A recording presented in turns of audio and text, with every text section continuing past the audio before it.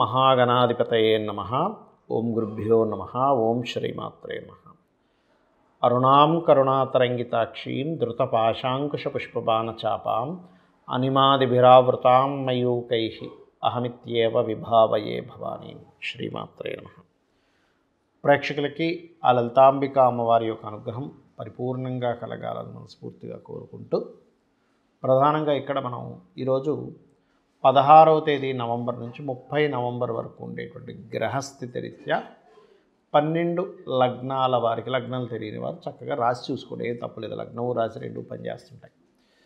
అయితే ప్రధానంగా ఫస్ట్ మీరు ప్రియారిటీ ఇవ్వాల్సింది లగ్నానికి, దాని తర్వాత చంద్రుడికి ఇవ్వచ్చు, రాశికి ఇవ్వచ్చు.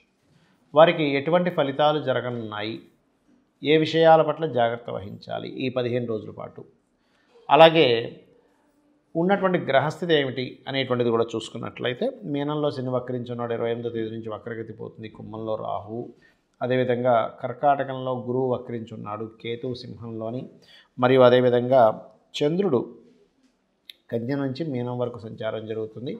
అయితే ఇందులో రవి శుక్రులు తులారాశిలో ఉంటూ, రవి 17వ తేదీ నుంచి మారిపోతున్నాడు.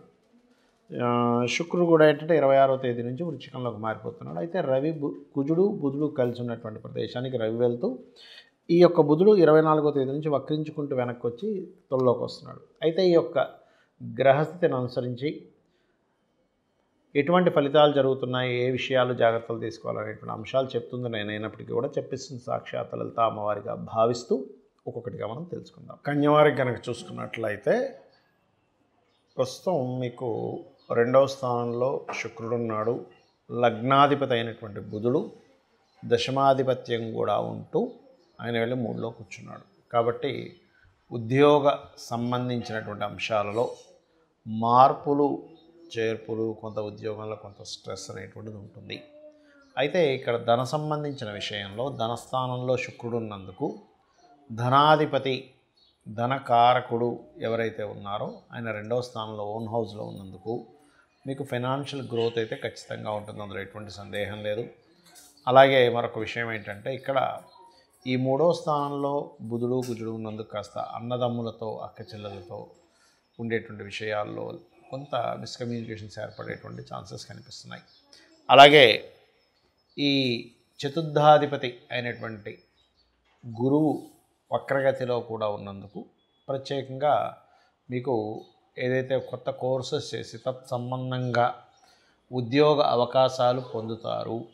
అలాగే 6వ స్థానంలో ఉండే రాహు 6 వైపు వస్తున్నటువంటి శని మూలంగా కాస్త శత్రువుపై జయాన్ని కలిగింపజేస్తుంది. కాకపోతే కొన్ని వివాహ సంబంధించినటువంటి విషయాలు దగ్గర దాకా వచ్చి కొంత మార్పు చెందడం, అదేవిధంగా 2వ వివాహం కోసం ఎవరైతే ప్రయత్నం చేస్తుంటారో ఆ యొక్క ప్రయత్నం సఫలీకృతం అవ్వడం అనేటువంటిది బలంగా చూపిస్తుంది. ఇక 12వ స్థానంలో కేతు ఉన్నందుకు కాస్త ఇన్వెస్ట్మెంట్స్ చేసేటప్పుడు ఒక్కసారి గణపతిని తలుచుకొని ఇన్వెస్ట్మెంట్స్ చేయండి. ఎట్టి పరిస్థితుల్లో కూడా 28, 29వ తేదీలు అప్పుల విషయంలో కొంచెం జాగ్రత్తగా ఉండండి. ఎవరికైనా అప్పులు ఇవ్వడం, అప్పు తీసుకునేటువంటి అంశాల్లో. ఇక మీరు నిత్యము చేయవలసినటువంటి దేవతా ఆరాధన ఏమిటి, గ్రహారాధన ఏమిటి, గోసేవ ఏం చేయాలి అని చెప్పి చూసుకున్నట్లయితే, మీరు వెంకటేశ్వర స్వామి యొక్క ఆరాధన చేయండి. గోవులకి గ్రాసము బెల్లము తినిపించండి.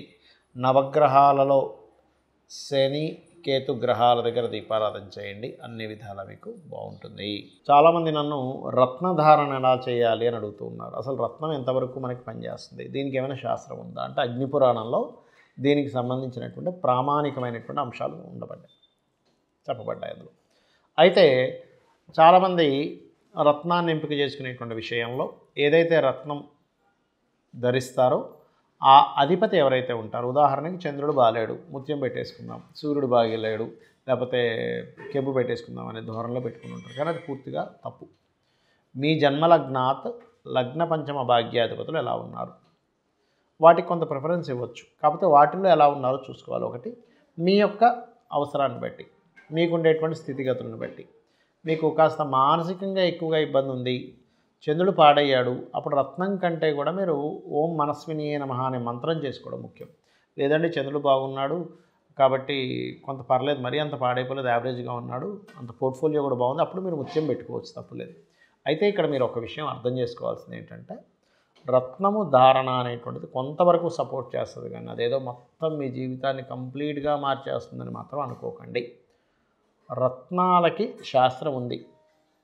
రత్నం ధరించడం వల్ల కొంత మంచి జరుగుతుందని ఉంటుంది, కానీ మీ కర్మల్ని పూర్తిగా మార్చేసే శక్తి రత్నాలకి వాటికి ఉండదు. కేవలం మీరు చేస్తున్నటువంటి కర్మలు, మీరు అనుభవిస్తున్నటువంటి కర్మలు, మీరు పూర్వజన్మలో చేసినటువంటి కొన్ని కర్మల వల్లే ఇప్పుడు మంచిగా చెడుగా అనుభవిస్తున్నాం అనేటువంటి మీకు జ్ఞానం కలిగే వరకు కూడా మిమ్మల్ని మీ కర్మ వదిలిపెట్టదు, గుర్తుపెట్టుకోండి. దానికి దేవతారాధన, ఒక దానం ఇవ్వడము, మీలో మార్చుకోవడం అనేటువంటి చేయాలి ప్రధానంగా. అంతేగాని రత్నం పెట్టేసుకుంటున్నాం కదా అని కదా. అయితే ఇక్కడ రత్నం ధారణ చేసేటువంటి విషయంలో కూడా కొన్ని జాగ్రత్తలు తీసుకోవాలి. ఎలాగా అంటే, మీకు నడుస్తున్నటువంటి మహాదశ ఏమిటి, ఆ మహాదశానాథుడు నిజంగానే మంచి ఫలితాలు ఇచ్చే దాంట్లో ఉంటేనే రత్నధారణ చేయాలి. లేని పక్షంలో ఆ రత్నానికి సంబంధించింది దానంగా ఇవ్వమని చెప్పింది శాస్త్రం. అంటే ఏదైనా ఆలయంలో అమ్మవారికి కొంతమందికి శని మహాదశ నడుస్తుంది, అప్పుడు నీలం పెట్టుకుందాం అనుకుంటే శని బాగోపోవడం వల్ల ఇంకా ఇబ్బంది పడుతుంది. అప్పుడు రత్నం పెట్టుకోవడం వల్ల ఎటువంటి ఉపయోగం ఉండదు, ఇంకా ఎక్కువ ఇబ్బంది ఇస్తూ ఉంటుంది. ఎందుకంటే నువ్వు అదే రత్నాన్ని, నీలాన్ని తీసుకెళ్ళి మీకు దగ్గరలో ఆలయంలో ఉన్నటువంటి అమ్మవారికో అయ్యవారికో ఎవరికో ఒకరికి వాళ్ళ హారంలోనో గాజుల్లోనో రకరకాల వాటిలో ధరింపజేయడానికి అన్నట్టుగా నువ్వు ఇవ్వగలిగితే అప్పుడు మీకు బాగుంటుంది, గుర్తుపెట్టుకోండి. అలాగే కొన్నిసార్లు ఆరోగ్య సంబంధించిన సమస్యలు ఉన్నప్పుడు కెంపు ధరించవచ్చు అంటారు, కానీ కెంపు ఎలా మీ జన్మజాతకంలో రవెలా ఉన్నాడో చూసుకోండి. అదేవిధంగా కొంత మనిషిలో అంటే కొంత పుష్టి రావడానికి, కొంత గురుబలం పెరగడానికి కనకపుష్య రాగాన్ని ధరిస్తారు. బిజినెస్ ఇంప్రూవ్మెంట్స్కి బుధుడిని ధరిస్తారు, అంటే పచ్చ ధరిస్తారు. అలాగే కొంత ధైర్యం పెరగడానికి, మనిషిలో ఒక రకమైన ఫైరీ నేచర్ పెరగడానికి, అదేవిధంగా కొంతమందికి కుజదోషాలు ఉంటే కూడా కొంతమంది ధరిస్తుంటారు. కానీ ఇక్కడ దోషం ఉంటే ధరించడం కాదు, ఆ గ్రహం బాగుంది, ల్యాండ్స్ మూలంగా మేము ధనం పొందాలనుకుంటున్నాము, అప్పుడు మాత్రమే కుజుడికి సంబంధించినటువంటి పగడం ధరించాలి. అదేవిధంగా వైడూర్యం, కొంత వైరాగ్య ధోరణి ఉన్నప్పుడు పోవడానికి, కొంత ఆధ్యాత్మిక ఇది పెరగడానికి వైడూర్యాన్ని, మీకు రాహు కనుక బాగున్నట్లయితే పర్టికులర్గా గోమేధికాన్ని ధరించాలి. అయితే ఇక్కడ ఏంటంటే, మొట్టమొదటిగా మీరు అర్థం చేసుకోవాల్సింది, రత్నధారణ చేసేటప్పుడు మీకు ఆ ప్లానెట్ యొక్క పరిస్థితి ఎలా ఉంది, పాపకత్తిలో ఉందా, శుభకత్తిలో ఉందా, మంచి పోర్ట్ఫోలియో ఉందా, మీకు అసలు అది అవసరమా లేదా అనేది చూసుకోండి. అలాగే మరొక విషయం ఏంటంటే, మనకి ఆ రత్నం పనిచేసేది కొంత అయితే మనకి ఫీలింగ్ ఉంటుంది, కొంత అమ్మయ్య నేను ఈ రత్నాన్ని ధరించాను కదా, అమ్మయ్య నాకు కొంచెం ప్రశాంతంగా ఉంది, కొంత మన యొక్క ఆలోచన విధానం కూడా దాని మీద పనిచేస్తూ ఉంటుంది, గుర్తుపెట్టుకోండి.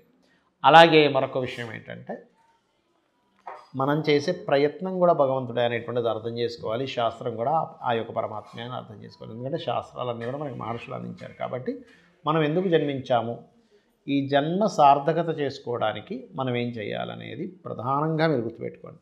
అలాగే మరొక విషయం ఏంటంటే, ఇక్కడ గమనించినట్లయితే మీ జన్మలగ్నాత 12 భావాలు అసలు ఏ గ్రహం ఎటువంటి కండిషన్ ఇస్తుంది, దానికి మనం ఆ విషయం జోలికి వెళ్ళడం మంచిదా వెళ్ళకపోవడం మంచిదా అనేటువంటిది ఉంటుంది పర్టికులర్గా జన్మజాతకంలో. కాబట్టి ఎప్పుడైతే మీరు ఆ జన్మజాతక చక్రరీత్యా మీరు ఏ ప్లానెట్ బాగుందో దానికి సంబంధించిన వ్యాపారం చేయడము, దానికి సంబంధించినటువంటి ఉద్యోగం చేయడము, దానికి సంబంధించినటువంటి విద్య అభ్యసించడము, తత్సంబంధించిన ఇన్వెస్ట్మెంట్స్ చేయడము, అది ఎప్పుడైతే అనుకూలంగా ఉందో ఆ సమయాల్లో వివాహాలు చేసుకోవడము, మీకు విదేశీ యోగం ఇస్తున్నట్లయితే మీ యొక్క ప్లానెట్, మీ యొక్క జాతకము, అప్పుడు విదేశాల కోసం ప్రయత్నం చేయడము, ఇన్వెస్ట్మెంట్స్ చేయడము, ఒక గృహం కొనుక్కోవడము, అది ఏ దిశలో కొనుక్కోవాలి, ఇవన్నీ చెప్పేదే శాస్త్రము. ఇవి ఖచ్చితంగా పనిచేస్తాయి, దాని యొక్క ప్రభావం కూడా ఖచ్చితంగా బాగుంటుంది, అందులో ఎటువంటి సందేహం లేదు. ఇక మీరు ఏదేమైనప్పటికీ కూడా జాతకం ఎలా ఉన్నా లేనట్లయితే మీరు ఉన్నటువంటి ఇల్లు వాస్తు అంటే మారలేని స్థితిలో ఉండి వాస్తు బాలేని ఇంట్లో ఉన్న ఒకటి మాత్రం గుర్తుపెట్టుకోండి, అమ్మవారి పాదాలను ఆశ్రయించి ధర్మబద్ధంగా మన పని మనం చేసుకుంటూ వెళ్ళిపోతుంటే అమ్మవారే మనల్ని చక్కగా ఒక తల్లిలా కాపాడుతుంది.